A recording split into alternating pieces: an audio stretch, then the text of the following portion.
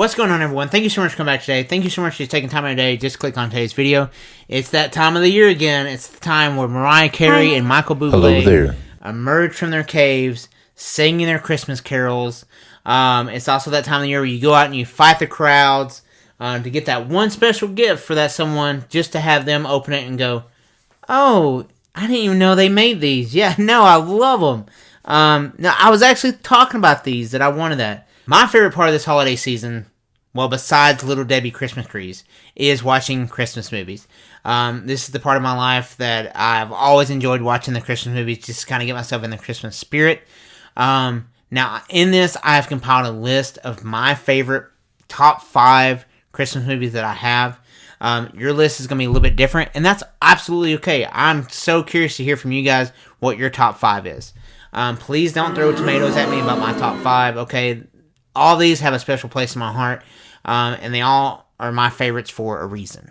So, let's go ahead and jump into it. Number 5, starting off the list for me, 1994, Tim Allen, we have the Santa Claus. Scott Calvin is a recently divorced father, is having a hard time connecting with his son Charlie. Charlie goes to spend the night with him on Christmas Eve. He reads him a bedtime story. He goes to bed. There's a noise up on the roof. He goes and wakes his dad Scott up. They go out to investigate. They end up finding out that Santa Claus is up on the roof. Scott says, "Hey!" Santa falls, kills Santa. Now Scott Calvin has become Santa Claus. Man, this is just one of those movies that I watched over and over again. I was 10 years old when this movie came out. I love seeing all the struggles that he had as far as, doing all the wrong things as far as Santa Claus, and then just the transformation of becoming Santa. I love the whole movie. I love everything about it. It'll always be number 5 on my list. But number 4 on my list, 2003 comes along. Will Ferrell, we have him playing Buddy the Elf. But in the very beginning of this movie, Buddy crawls inside the bag of Santa while he's at the orphanage. But instead of returning him back to the orphanage, Santa decides, we're committing kidnapping this year. So he decides to keep Buddy, brace him up. Buddy thinks he's legit an elf. So you have all these awkward moments where this 6'3" man is amongst all these little elves. It makes for funny humor. He finds out that he's not an elf. Santa tells him that his dad lives in New York City. But there's one catch. His dad's on the naughty list. This devastates Buddy. He knows he's got to go meet his dad. So you have this crazy, great adventure of Buddy traveling to New York City. All the stuff that Buddy's never experienced, of course, happens in New York City. He meets his dad, tries to win over his love of his dad. And in this year, basically, the Christmas spirit has dropped. Santa's sleigh will not fly. So Buddy brings back Christmas cheer to everyone and ends up saving Christmas. It is such a staple in our yearly watches. We absolutely love Buddy the Elf. I love Buddy the Elf so much that I actually dressed up as him for Halloween. If you love Buddy the Elf as much as I do, please drop me a comment down below. Let me know how much you love Buddy. Number 3. Yeah. This is going to be controversial because I've never heard anyone put this movie in their top 5. The very first movie we watched to start off the holiday season is this movie.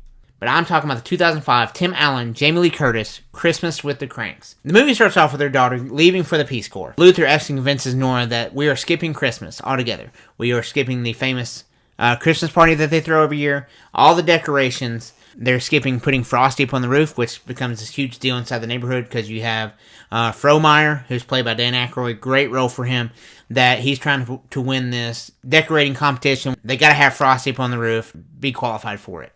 So you have all these elements coming into play where the neighbors actually end up disowning them.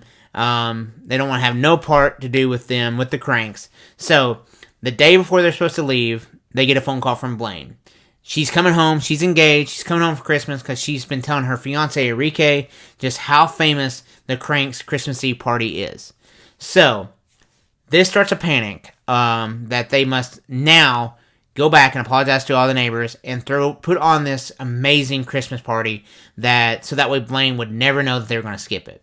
Man, it ends up turning great. There's a great ending to this movie. It's heartfelt. I love watching this movie every single year. I guess I'm just a sucker for Tim Allen. He's like the all-time Christmas movie guy for me.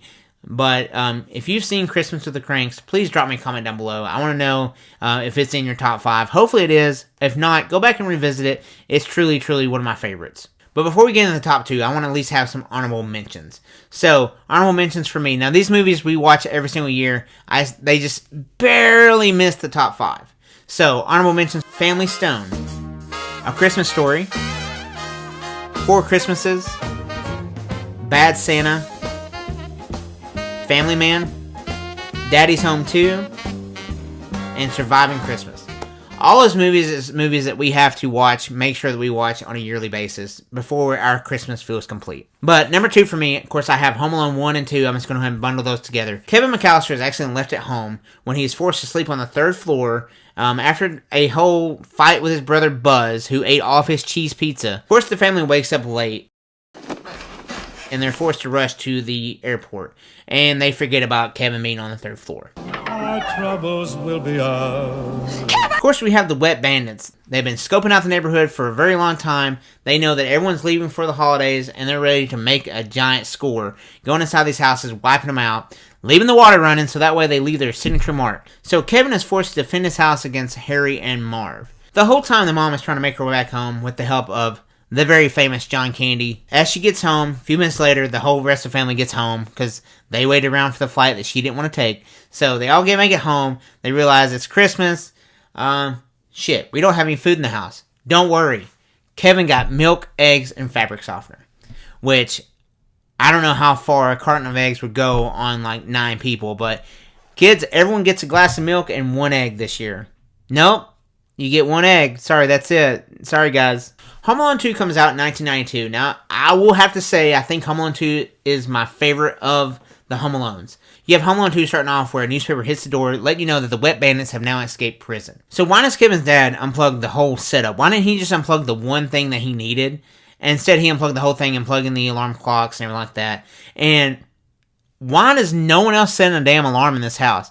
Everything is dependent on the McAllisters. They're paying for the trips. They have to do the wake-up calls. They got to buy the pizza. It's all the things that is going wrong. You know, you have Uncle Frank you give the best gosh darn wake-up calls. Set your alarm, bro. So they're rushing again to get to the vans to leave for the airport. Kevin's already thought about this. He's not going to be left again. He's sitting in the front seat. He gets the ticket for his mom. But they get to the airport, and Kevin, of course, is needing batteries for his Top Boy. But his dad hands him the bag containing all of his money, credit cards, everything, hands the bag to Kevin so that way he can get some batteries out of it. Hopefully that bag of money will help him out and later on. Now, obviously inside the airport, Kevin ends up following the wrong person. He follows a guy that he thinks is dad. They split. He follows the guy to the terminal. Kevin ends up in New York City. The parents end up in Florida. When Kevin's out on the street, he ends up running into the Wet Bandits. Scratch that. The Sticky Bandits. And they're talking about robbing Duncan's toy chest. So Kevin realizes that he can't allow that to happen to kids on Christmas. So he's going to stop Marv and Harry from robbing Duncan's toy chest and save Christmas. And that's exactly what he does. He goes to his Uncle Rob's house, is able to set up all these traps in like 4 minutes. So that's extremely incredible. Also, too, I'm waiting on someone in the comments to put that Kevin McAllister, there's a theory, if no one's heard this theory, that Kevin McAllister ends up becoming Jigsaw.